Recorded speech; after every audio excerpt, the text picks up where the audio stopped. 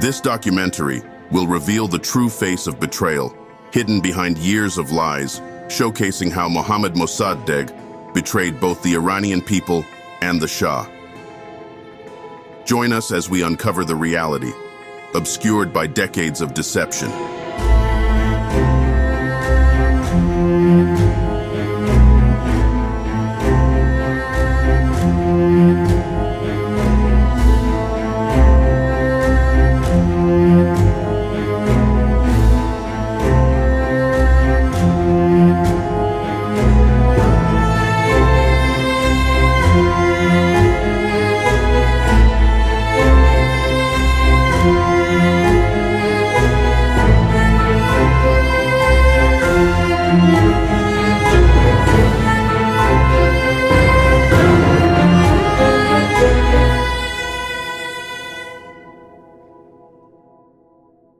Mohammad Mossadegh was an Iranian politician during the Qajar and Pahlavi periods.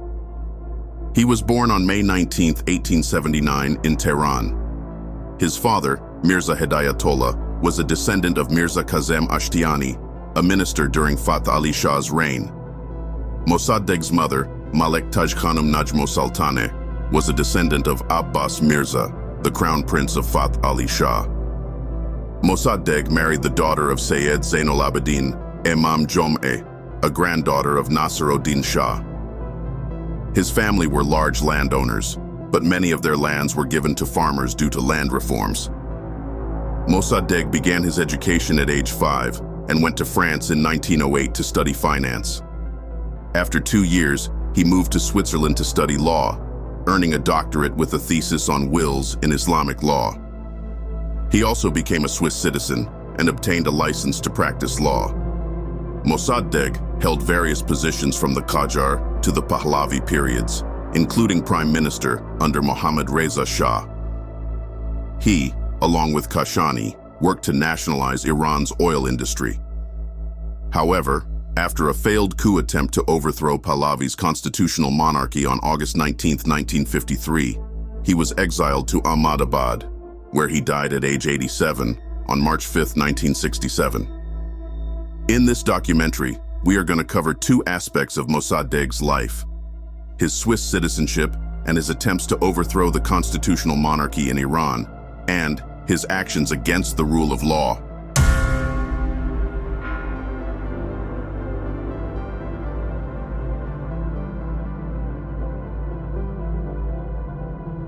A significant aspect of Mossadegh's studies in Switzerland influenced his political career. According to Swiss law, only Swiss citizens or residents can obtain a law practice license after graduating. Mossadegh's memoirs indicate that gaining Swiss citizenship required 3 years of residence. When he graduated with his law degree, he had not yet met this requirement. However, he was already working as a legal trainee in Swiss courts before earning his doctorate, which suggests he obtained Swiss citizenship before completing his doctorate. Let's see how Mossadegh described obtaining his Swiss citizenship. During my stay, I trained every morning and worked on translating my thesis with a fellow student in the afternoons. My internship lasted 6 months, but I worked 9 months at the law office. I participated in a trial at the highest court in Neuchâtel and received my law license, conditional on acquiring Swiss citizenship. Swiss citizenship did not require renouncing my original nationality. Applicants needed 3 years of residency and a clean record. I obtained a certificate from Neuchâtel police, submitted it with my application to the Swiss central government, and it was approved. Despite this, Mossadegh knew that holding foreign citizenship was against Iranian civil law. According to Iranian law, Articles 988 and 989, any Iranian who acquired foreign citizenship without following legal procedures would be barred from holding government positions, such as a minister or legislator.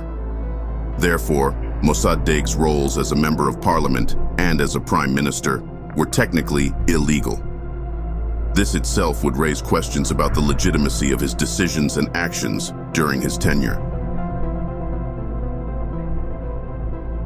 On August 16, 1953, in Tehran, there was a plan to establish a republic governing system, which indeed marked the beginning of the Islamic Republic. The actors, instigators, and members of the National Front were led and directed by Mohammad Mossadegh. These same people, 26 years later, under the apparent guidance of Ruhollah Khomeini, and indeed, driven by popular terrorist elements and supported by both the East and the West, engaged in various conspiracies to establish the Islamic Republic. The goal of the National Front, since its founding by Mossadegh Qajar, was to undermine the law, eliminate the Shah's authority, overthrow the constitutional monarchy in Iran, and disrupt the essence of state and government concepts to establish a republic. In reality, the coup on August 16, 1953, was a failed project to overthrow Iran's constitutional monarchy, designed and led by Mossadegh, which ended in failure. However, this project still struggles to live in various forms. All political forces turned their back on Mohammad Mossadegh when he conspired against Mohammad Reza Shah Pahlavi. No party or group, except the Communist Tudeh Party, supported Mossadegh. When he tried to impose a republic on Iranians with Soviet force, his political life end was sealed. The betrayal of Iran by Mossadegh is a lesson that all Iranians must always learn accurately and in detail to prevent its repetition by staying vigilant in similar current affairs. Mohammad Mossadegh had a very detailed plan to overthrow Iran's constitutional monarchy and establish a republic with himself as its president. The first step was to eliminate the separation and independence of the legislative, executive, and judiciary branches, effectively breaking the constitutional law. On August 3, 1952, Mossadegh obtained powers to become both the judiciary and the executive branches. On October 23, 1952, Mossadegh dissolved the Senate. As a result, he removed the Senate, which was established in the constitutional law to review and approve laws. For Mossadegh, the National Assembly was the biggest obstacle to ruling alone. To achieve his goal of closing the National Assembly, he planned another trick. This so-called referendum was held in two stages. The first stage on August 3, 1953, in Tehran and its surroundings, and the second stage on August 10, 1953, in urban areas across the country. If there were any doubts among the people in other cities, the results of the first stage on August 3rd showed what the outcome would be. In this referendum, people had to choose between two frightening options. The voting question was, do you not accept the dissolution of the 17th Parliament, or do you want to stand against criticism of the government for expressing opposing views? The yes and no votes were cast in separate boxes. The place of voting for yes and the place of voting for no were different. Furthermore, the ballots required voters to write their full details. Therefore, most people preferred not to make any choices, which led the election resulted to the favor of Mossadegh. After this referendum, Mossadegh asked Mohammad Reza Shah to dissolve the parliament, and when the Shah took no action, the Prime Minister himself announced on August 16th that the 17th Parliament was dissolved. A few days earlier, on August 14, 1953, Mohammad Mossadegh was informed by Nureddin Kianuri, the leader of the Tudeh Party, that the Shah had signed an order to dismiss Mossadegh as the Prime Minister. Mossadegh, in collaboration with Brigadier General Taghi Riahi, prepared a detailed plan for what to do when the dismissal order was presented to him. First, instead of accepting his dismissal, Mossadegh was to claim that the Shah's army had staged a coup. Second, Mossadegh was to order the arrest of senior officers of the Imperial Guard, followed by redistributing other officers and soldiers to different barracks. Third, the guards protecting the Shah and his family were to be arrested, and the Shah was to be confined to the palace. Fourth, a large demonstration was to be held in Baharistan Square, where speakers from the National Front, the Pan-Iranist Party, and the Tudeh Party would inform the public about the end of the constitutional monarchy and the establishment of a republic governing system. In the early hours of August 16, 1953, Colonel Nasiri, delivered the Shah's dismissal order to Mossadegh and took a receipt from him. Mossadegh then sent Nasiri to General Riahi, the army chief of staff, who arrested Nasiri and his companions. That night, Mossadegh and Riahi disarmed and disbanded the imperial guard, arrested and imprisoned the guard officers, and sent the guard soldiers to Bagh Shah and other barracks. They also sealed the royal palaces. So far, everything proceeded according to their plan. However, Mossadegh had not anticipated that the Shah, who was in Ramsar at the time, would flee to Baghdad with his wife in a single-engine plane after learning about the situation in Tehran. At 6 o'clock in the morning, Mossadegh convened his first cabinet meeting at his house. During this meeting, they decided on the structure of the Mossadegh's government. Additionally, Mossadegh and his cabinet decided to broadcast an announcement on Tehran radio at 7 in the morning. Mossadegh also declared that from 1 o'clock in the morning on August 16th, all the constitutional duties of the Shah were now his own. He announced that the constitutional monarchy was no longer valid and ordered that everywhere the word Shah appeared, it should be replaced with Iran. He also instructed the Army General Staff to issue a statement changing the morning and evening prayers, removing the Shah's name and replacing it with Iran. In the cabinet meeting, it was decided to hold a demonstration in Baharistan Square that afternoon, organized by the Tudeh Party, the National Front, the Iran Party, the Third Force, and the Pan-Iranist Party. The speakers were to introduce the new Mossadegh government and declare the end of the constitutional monarchy. Mossadegh personally ordered Sanjabi to topple the statues of Reza Shah and Mohammad Reza Shah Pahlavi from Baharistan Square and other locations. The first announcement of the Mossadegh government was a big lie.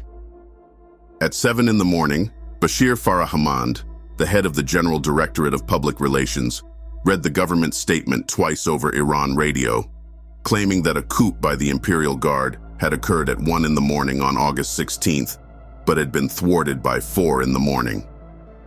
Meanwhile, Hossein Fatemi, the foreign minister of the Mossadegh government, sent a telegram to the Iranian ambassador in Baghdad.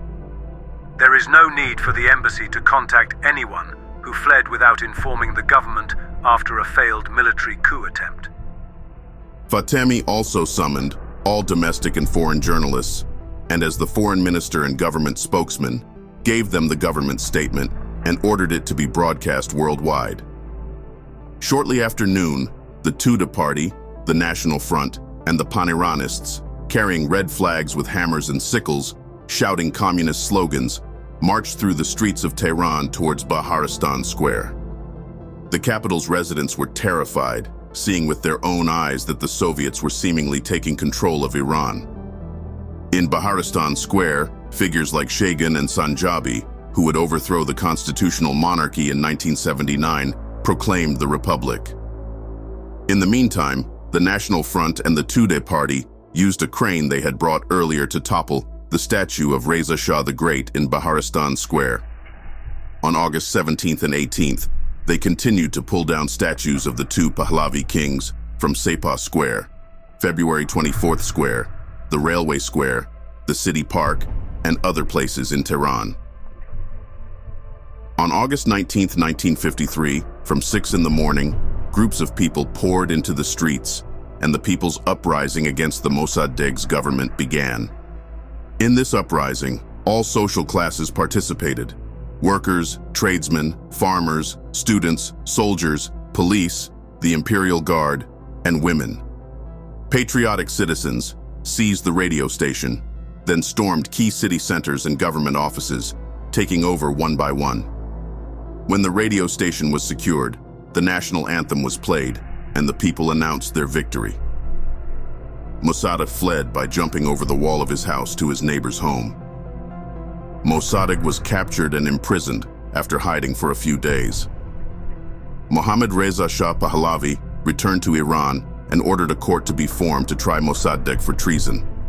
Mossadegh's trial, along with that of Brigadier General Taqi Riahi, lasted from November 3, 1953 to December 22, 1953. The prosecutor, demanded the death penalty for Mossadegh for his betrayal and subversion of the constitutional monarchy. The charges against him, the primary defendant, were as follows. First, ordering the arrest of Colonel Nematollah Nasiri, the Imperial Guard commander carrying the dismissal order. Second, unlawfully detaining official and unofficial personnel. Third, disarming the Imperial Guard protecting the Shah and the royal palaces. Fourth, sealing the royal palaces and removing the custodians and guards from the royal properties. Fifth, sending telegrams to Iranian ambassadors abroad, instructing them not to contact the Shah. Sixth, ordering the removal of the Shah's name from morning and evening prayers in military barracks. Seventh, using state propaganda to organize rallies to insult the constitutional monarchy and the constitutional regime and broadcasting the rally events on the radio. Eighth, ordering the removal and destruction of statues of Reza Shah the Great and Mohammad Reza Shah Pahlavi to encourage subversive elements to rise against the constitutional monarchy. Ninth, dissolving the National Assembly. 10th, placing members of the royal family under surveillance. 11th, unlawfully arresting General Zahedi, the appointed prime minister, and offering a reward for his capture. 12th, removing the national anthem from Tehran radio's program. 13th, attempting to form a regency council through a referendum. On Monday, December 21, 1953, before the court convened, a letter from the royal court was read aloud. In this letter, His Imperial Majesty the Shah stated, "By royal decree, in recognition of Dr. Mohammad Mossadegh's services during his first year as Prime Minister in nationalizing the oil industry, a demand of the Iranian people and supported by His Majesty, I have decided to pardon him for what has transpired. Minister of the Royal Court, Hossein Allah." The presiding judge, after reading the letter from the royal court, said, Of course, His Majesty has waived his personal rights. Based on this royal pardon, although Mohammad Mossadegh was found guilty of all 13 charges against him, he was only sentenced to dismissal from service and house arrest. Brigadier General Taqi Riahi was also sentenced to 2 years in prison and expelled from the Imperial Army. The court's verdict noted, considering the specific circumstances of the defendant being Dr. Mohammad Mossadegh, the court has found the aforementioned mitigating factors, and considering Article 46 of the General Penal Code, due to the defendant's age exceeding 60 years, sentences him to 3 years of solitary confinement. The reading of the verdict began at 9:25 and continued until 10:35. However, the story did not end there. Supporters of Mossadegh's coup fled to Europe and the United States, using Soviet funds to launch an opposition movement against the Shah and the Iranian constitutional monarchy. The Confederation of Iranian Students Abroad recruited young Iranians who had been sent abroad on government scholarships at the expense of the Iranian people. Many of these students returned to Iran after their studies, yet as sworn enemies of the country and its people. Instead of contributing to the modernization and development of Iran, these students, influenced by Mehdi Bazargan's ideas, infiltrated the executive branch, particularly the ministries, calling it walking the corridors of power to prepare the ground for overthrowing the constitutional monarchy. Some of these student confederation members went to Yasser Arafat, the world's notorious terrorist, to receive training in assassination, kidnapping, terror, theft, bank robbery, and guerrilla warfare. Members of the Student Confederation then sought out Khomeini in Najaf, declared him as their leader, and asked him to guide their efforts against the Shah and the Iranian nation.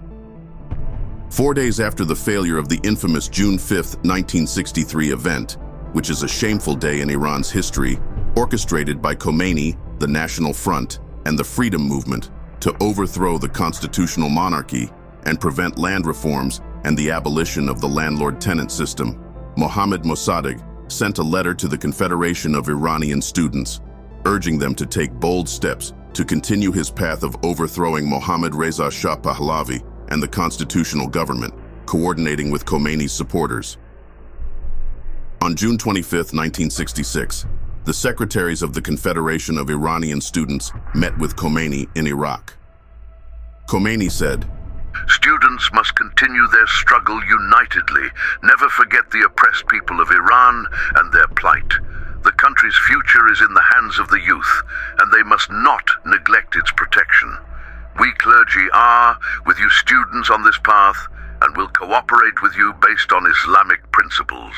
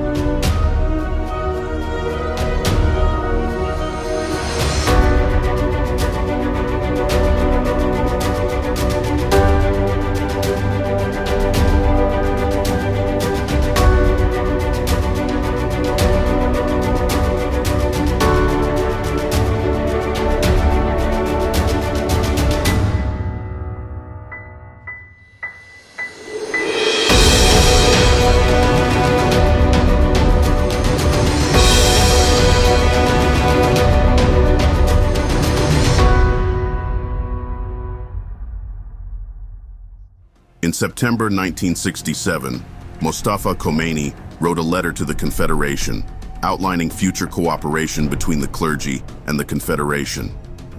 The second meeting between the Confederation's representatives and Ayatollah Khomeini took place in September 1969. Mahmoud Rafi and Majid Zarbakhsh, who had gone to Jordan to attend the 5th Congress of the Palestinian Students' Union, visited Khomeini in Najaf on their return trip and discussed collaboration between the Confederation of Iranian Students Abroad and the clergy. Khomeini said that the Confederation should support the clergy and the Palestinian people's struggle. One of the most horrifying actions of Mossadegh's supporters, in cooperation with Khomeini's supporters, the Confederation of Iranian Students Abroad, and clerics within the country, was the burning of 28 cinemas across the nation on the anniversary of the glorious August 19, 1953 uprising. On August 19, 1978, under Khomeini's orders and with airplane fuel provided by him, the Rex Cinema in Abadan was set on fire, burning over 600 Iranians alive. On February 11, 1979, precisely on the anniversary of the signing of the Constitution, marking the victory of constitutionalism over absolutism, Khomeini and his allies in the National Front and the Freedom Movement, who were essentially the roots of the Mojahedin, Tudeh Party, and various terrorist groups, some of which later rebranded as the Reformist faction, seized power in Iran. Mehdi Bazargan was the prime minister. Brigadier General Taqi Riahi was the Minister of Defense, and after some time, Mostafa Chamran took on this role. Ebrahim Yazdi was the Deputy Prime Minister for Revolutionary Affairs. Nasser Minachi was the Minister of National Guidance. Karim Sanjabi was the Minister of Foreign Affairs. Asadullah Mobasheri was the Minister of Post and Telegraph. Dariush Forouhar was the Minister of Labor. Ahmad Sadr Haj Sayed Javadi was the Minister of Justice. Izzatullah Sahabi was the head of the Planning and Budget Organization. Sadegh Tabatabai was the Deputy for Public Relations. Hassan Habibi was the Minister of Culture and Higher Education. Ahmad Madani was the Minister of National Defense. Ali Akbar Moinfar was the Minister of Oil. Hashem Sabagian was the Minister of Interior, and so on. This malicious group honored Mohammad Mossadegh and continued his path of what they saw as the destruction of Iran and the overthrow of the constitutional monarchy by renaming Pahlavi Street in Tehran to Mossadegh Street. In 1979, they celebrated the 100th birthday of Mossadegh. These traitors, as referred to by the author, printed a commemorative stamp and forgot that they had lied to the people of Iran for 50 years about Mossadegh's birth year being 1882 instead of the true date of 1879, in order to hide the illegality of his representation and prime ministership since he was over 70 years old. The result of what Mohammad Mossadegh and his supporters did is seen in Iran today, a country once green and prosperous, rich in resources, both above and below ground, that was ruined by their policies. The impact of Mossadegh's policies can be seen today in countries like Venezuela under Hugo Chavez, Cuba under Fidel Castro, Albania under Enver Hoxha, or the Soviet Union under Stalin. All these countries have been devastated. Today, the people of Iran have seen through the lies of Mossadegh and his followers. No one is deceived by their slogans and tricks anymore. The people of Iran have cried out, "Reza Shah, may your soul be blessed," because they recognize that Reza Shah, the founder of the Pahlavi dynasty, rescued Iran from the grip of the Qajar dynasty, a country then impoverished, diseased, and hungry, and transformed it into a modern, progressive nation with a bright future. The Pahlavi's kings demonstrated that they could bring a prosperous and golden future to Iran, whereas the name of Mohammad Mossadegh is synonymous with political, economical, and social bankruptcy. The honored name of the Pahlavi will remain associated with stability, security, prosperity, equality, comfort, and a bright future.